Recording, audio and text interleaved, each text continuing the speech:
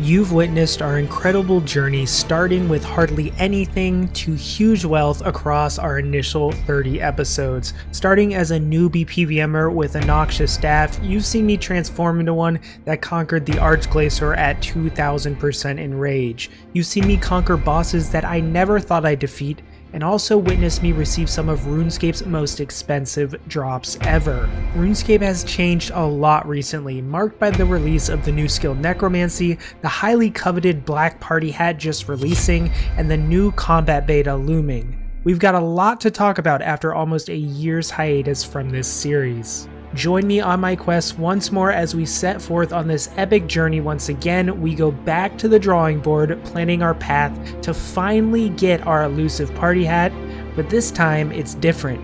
We have billions of gold and more goals than ever before. The stage is set. I proudly bring to you Road to Partyhat Season 2. Hey guys, what's up? It's Alex or Nuzz here. Before we start this video, man, it's been 10 months. Almost 11 months since A Road to Partyhat has come out, and yeah, you guys know if you've watched some of my recent videos previously why that is. I'm not going to go all into it here, but I did not upload nearly as much as I wanted to this year, but you guys still watched my videos over 1.8 million times, so thank you so much for that. 30 uploads this year. I plan to do way more than that in the coming year. I think 2022 we had over 100, so definitely not what I wanted for this year, but I'm thankful for everyone that, you know, stayed and still watched. And I did not forget about the series. So you're about to see basically all the progress kind of since I kind of had my, you know, mental health issues and break up until basically now. And you'll see all of that, and then we'll talk about some stuff and do some pretty interesting stuff this video. So hope you guys enjoy. So yeah, now we're gonna get into everything Necromancy. I honestly had such a great time with Necromancy. It was a little bit different than the Archaeology release. I wasn't at it right away. I was a bit late on it. I didn't, you know, grind for 20 hours on the first day, but it still was really fun and really cool to do.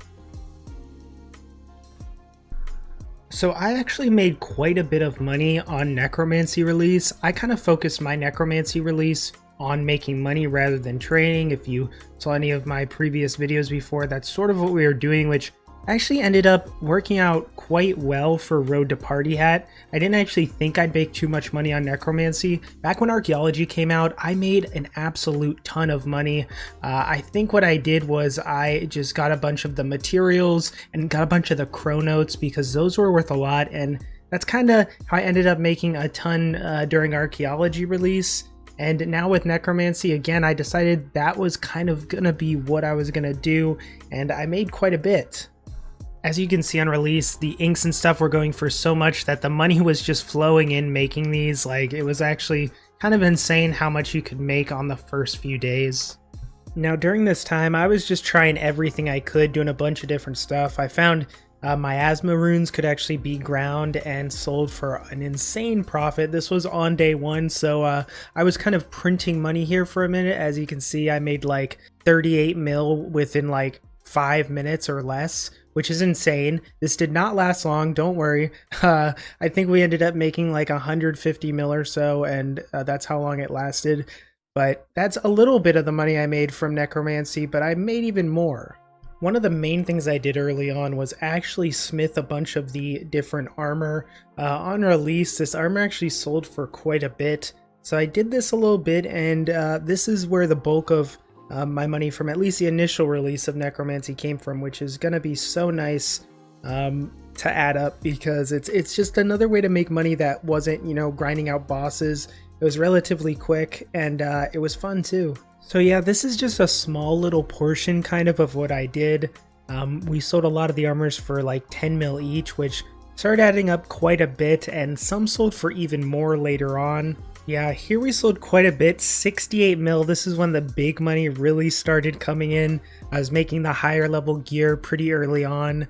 So we made a few 100 mil from this, and then I ended up selling some of the weapons and stuff too. And yeah, we pretty much made a total of 1 bill just off this like release day and a half, which was really nice. And don't worry, I also did a lot of bossing. So next I did some Raziel, which honestly I wasn't too sure how much I'd like as a boss at first, but if you guys have watched this series since the beginning, you know I love the Magister, and I know it's kind of weird, people say that all the time, but I have like 4,000 Magister kills. I just find it a pretty relaxing boss, and Raziel was kind of like an upgraded version, I would say, especially during release. It was really fun in that sense. We actually ended up getting some decent drops here though. My first drop was the robe bottom of the first Necromancer, which at the time went for, I believe, about 375 mil. So with how much gear is nowadays, that's actually a pretty decent drop, especially for a boss that I was killing in like a minute or so. So that was really nice to get, and it didn't stop there because the drops, you know, for Raziel just kept on coming. I ended up getting the foot wraps of the first Necromancer, which wasn't the best drop, one of the cheaper ones. I think it might have been the cheapest one, but it did sell for 259 mil at this time. So as you can see, that cash pouch, we're just making a really good amount of money here. So that's another, I believe I probably made about 700 mil total from Raziel, and I've only done about 250 kills, so not too bad. Hopefully we'll get some more drops soon. Something else I wanted to go into and talk to you guys about is, so when you're doing necromancy and you're upgrading the armor, you have to do an Araxor kill, I believe, to get one of the armor upgrades. And I went and I did one Araxor kill. I've had the log finished for over a few years now, I think. And I went and I did one kill and I got a spider leg piece, which, man, Rax just really wants me to come back, doesn't he? So I guess at some point we'll have to go back to Rax, maybe with Necromancy, and see what we can do, see if we can finish that leg off, because that's a decent chunk of money. Oh yeah, and in case you guys missed it, I actually did get a very big item from a clue scroll. I was doing hard clues, and I don't know what it is with me and clue scrolls, and just, I guess I should probably do them more often, but we ended up getting a third age mage hat from a hard clue scroll, which was absolutely amazing. This sold, I think, for like 100 mil or so, which is still a decent amount. It wasn't like the best third age item, but I made more from clue scrolls from fortunate components and stuff. So that was something that I definitely wanted to show here, because it's my second piece of third age ever, which for how many clues I've done is pretty lucky. And then you guys didn't think that we would get through a video without me going to the Giant Oyster, right? I mean, I can't forget about my pal, the Giant Oyster, a staple in our Road to Partyhat series. So here he is, the first loot, which is decent. And you know, I'm always going to use that monthly reset token to loot him twice to get my loot. One day, I'm hoping he's going to give us something like a die during this series. You have to wait and see, because we only got like 200k from the next one. But yeah, that was basically all the progress that you've missed since the last video.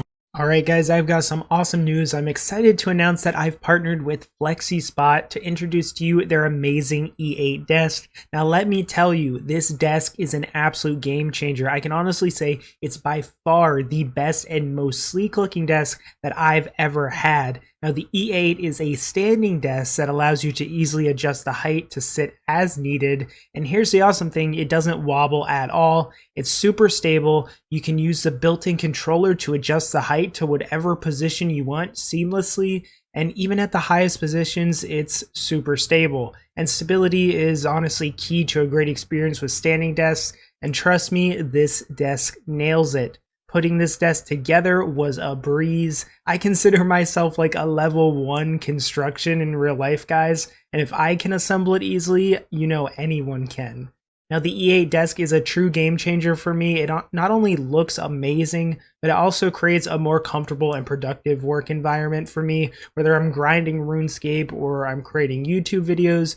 The flexibility to sit or stand whenever I want is just amazing. There's no more hunching over, which is something I've struggled with a lot while gaming, and I have the flexibility to stand when I want to, but also if I'm sitting, don't worry, I'm now in the best hands with the Flexispot high back chair. There's just no comparison. As someone who's picky about how I sit, this chair offers me a ton of flexibility. I usually don't like armrests, but with this chair, I can raise them whenever I want, which is extremely nice. So what are you waiting for? All of Flexispot's desk and chairs are available in the description below, and if you use my link, you're directly supporting me and my channel. I'm beyond excited about this partnership with Flexispot, and you guys should explore all their amazing products. Make sure to check them out below and get yourself an awesome new desk and chair. So as you guys know, the combat beta is looming, as combat will be changed when it's released. And with the release of Necromancy in August, I felt like season 2 of the series, I wanted to kind of have like a fresh start. Now, I have this thing in my life that I'm somebody who kind of does that a lot. I want to change things.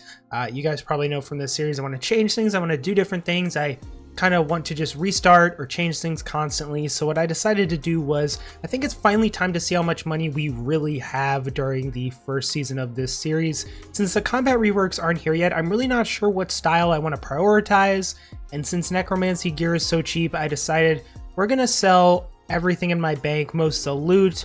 We're going to keep our degradable items, so like Serenic, Masterwork, things that actually can't be sold. We're going to keep my, pocket slot items. We're not starting from scratch, but we're going to sell everything that can be sellable. So that includes weapons, loot, tradable gear, and we're going to see how big of a cash stack we actually have, and we're going to start making it much bigger. So here we are. It's actually crazy to see it.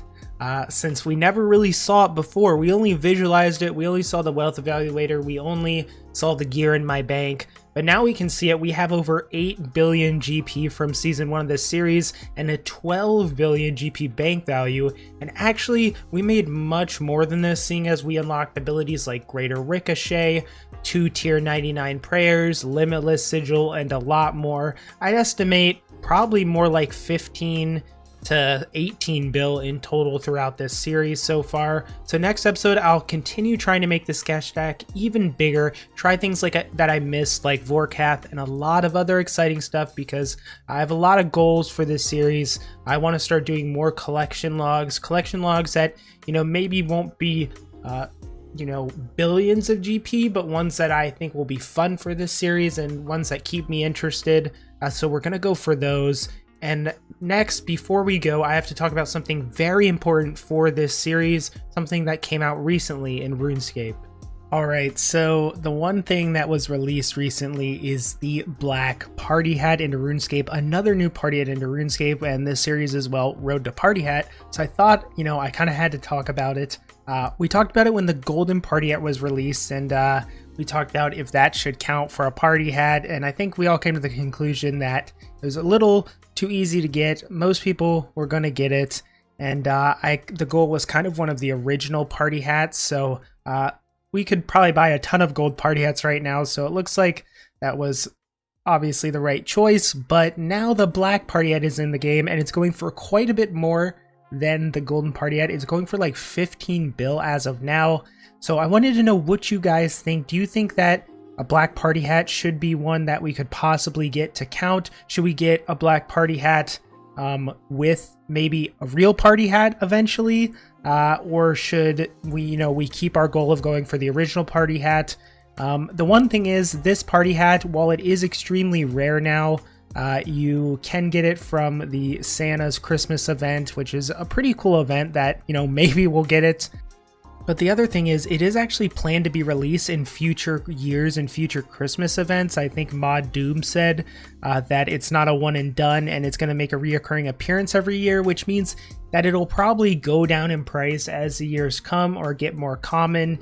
And since more will be introduced, it probably won't be like the original party hats. So for me, personally, I think I still want to keep the goal of the original party hat, although this would maybe be kind of a cool side thing to go for, or maybe something we can try to, maybe get from the event, although it's extremely rare. But I obviously got a lot of comments about it. Even though I haven't uploaded a Road to Party Hat in quite a while, I still got comments about asking me about the Black Party Hat, so I thought I definitely should talk about it here, and let me know what you guys think about the Black Party Hat. I think we should continue going for the original, but I'd love to know your thoughts below. And yeah, thank you guys for all the support over this year. I know it's haven't done a ton of uploads, but that's going to change this coming year, and I'm super excited for what's to come. So make sure you subscribe and check if you're subscribed if you haven't already. And if you want to support the channel, make sure to check out Flexispot. Their desks are amazing, their chairs are amazing, and every purchase directly supports my channel. So use the link below, and thank you for watching.